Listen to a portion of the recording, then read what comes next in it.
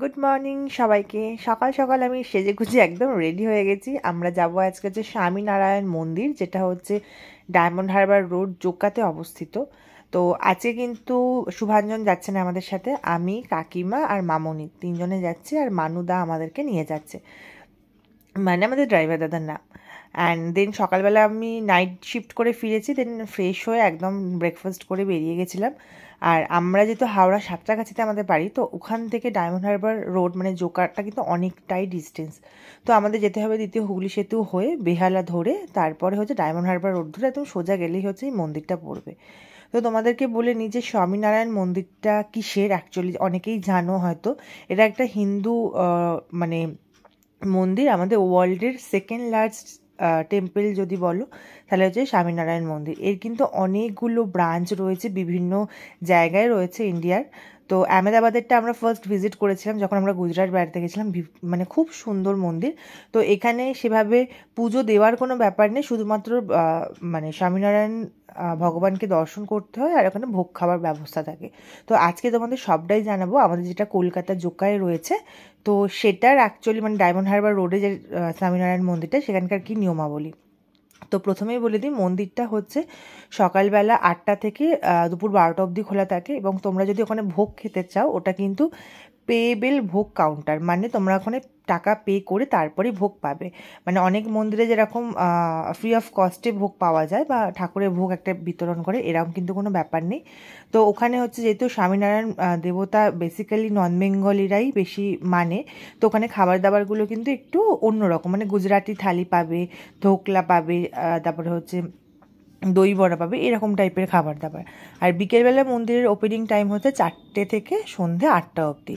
তো তোমরা সকালবেলা বিকেলবেলা যখনই যাও না কেন একটু হাতে সময় নিয়ে যাবে, কারণ মন্দিরটা অনেকটা এলাকা জুড়ে অনেক বড়। আর সবসময় প্রেফার করবে সন্ধেবেলার দিকেই যেতে, মানে বিকেলবেলার দিকে, তাহলে তোমরা একটু বসতে পারবে। কারণ সকালবেলার দিকে রোদ থাকলে কিন্তু হেঁটে হেঁটে ঘোরাটা একটু কষ্টদায়ক হয়ে যায়, কিন্তু সন্ধেবেলার দিকে লাইটিংও দেখতে পাবে, প্লাস একটু রোদটাও কম থাকবে। তো তোমাদের ঘুরতেও ভালো লাগবে, একটু সময় কাটাতেও ভালো লাগবে। তো এখানে যেহেতু আমরা কার নিয়ে গেছিলাম, বাড়ির কারে, তো এখানে কার পার্কিং কিন্তু 50 রুপিস করে নেয়। তো তোমরা যদি কেউ পাবলিক ট্রান্সপোর্টে আসো, তো তোমাদের ডায়মন্ড হারবারগামী যে কোনো বাস উঠলেই হবে, স্বামীনারায়ণ টেম্পল যাব বললে ওরা নামিয়ে দেয়। তো আমরা এখানে গিয়েছিলাম সকালবেলার দিকে, গেছিলাম প্রায় 11টা নাগাদ করে। তারপরে দেখলাম পুরো সন্ধ্যা আরতি হচ্ছে, এই সন্ধ্যা আরতি না, সকালবেলা যে আরতিটা হয় সেই আরতিটা হচ্ছিলো, সেই আরতিটা দেখলাম। এবার টেম্পলটা কিন্তু অনেক বড়, বিভিন্ন রকম স্বামীজির মূর্তি দেওয়া রয়েছে, স্বামীনারায়ণ প্রভুজির ছোটোবেলাকার মূর্তি রয়েছে, সমস্ত কিছু রয়েছে, তোমরা এগুলো দর্শন করতে পারবে। তারপরে ক্যান্টিন ছিল, সেই ক্যান্টিনে হচ্ছে আমরা কুপনের মাধ্যমে খাবার খেয়েছিলাম। তো একটা থালি নিয়েছিলাম আমরা, যেটা 150 রুপিস করে পার হেড পড়েছিল। এছাড়া তোমরা অন্য কিছু সিঙ্গেলও খেতে পারো, খিচুড়ি ভোগ খেতে পারো, ধোকলা খেতে পারো, আগেই বললাম। আর মন্দিরের ভেতরে কিন্তু ফোন ভীষণভাবে রেস্ট্রিক্টেড, তাই ভিতরের কিছু ভিডিও আমি তোমাদেরকে দেখাতে পারিনি। আর এই যে দেখতে পাচ্ছ খাবার কাউন্টার, এখানে হচ্ছে প্রথমেই অনলাইনে টিকিট কেটে, অনলাইন মানে হচ্ছে টিকিটটাকে কেটে নিতে হবে, খাবারের কুপনটা। তারপরে হচ্ছে কাউন্টার নাম্বার এরা দিয়ে দেয়, সেই কাউন্টার নাম্বারে টাইম অনুযায়ী এসে তোমাকে খাবার সংগ্রহ করতে হবে। আর তোমাদের মন্দিরটা একবার বাইরে থেকে দেখিনি, অনেক বড় এরিয়া জুড়ে, যেহেতু আমরা বললাম সকালবেলার দিকে গেছিলাম, তো তাই জন্য সেভাবে কিন্তু ঘুরতে পারিনি, মানে মোটামুটি অল্প একটা দিক হেঁটে মানে ঘুরেছিলাম, পুরো মন্দিরটা ঘুরিনি, কারণ অনেক জায়গায় রেস্ট্রিক্টেড ছিল, কারণ ওখানে কোনো রকম ক্লাস হয় মেবি, তো সেই ক্লাসের জন্য অনেকটা জায়গা বন্ধ ছিল। তো টেম্পলটা হচ্ছে এটাই মেন টেম্পল, এর উপরে হচ্ছে স্বামীনারায়ণ ভগবান রয়েছে, যিনি হচ্ছে হিন্দু ধর্মের প্রবর্তক, আগেই বলে রাখি। তো উনি হচ্ছে মানে আমাদের হিন্দু ধর্ম প্রচার করার জন্যই পৃথিবীতে এসেছেন, এবং ওনার মন্দিরে সবসময় রাধাকৃষ্ণ, তারপরে নারায়ণ, এইসবের মূর্তি কিন্তু তোমরা পাবে দেখতে।